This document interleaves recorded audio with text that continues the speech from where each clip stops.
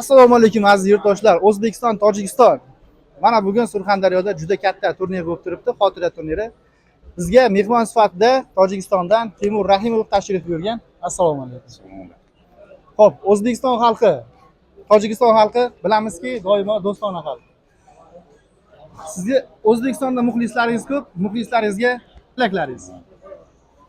Assalomu alaykum, mardumi sarbalandi viloyati Surxondaryo va mardumi sarbalandi O'zbekiston. Imroz boisi iftixor aст ки ман дар ин мусобиқа ҳамчун меҳмони фахрӣ иштирок дорем. Мусобиқа дар сатҳи баланд баргузор шуда истодааст ва хушбахтона аз тамоми ҷумҳурии O'zbekiston ва берун аз ҷумҳурии O'zbekiston дар ин мусобиқа аз 5 давлати ҳамсоя кишварҳо иштирок доранд.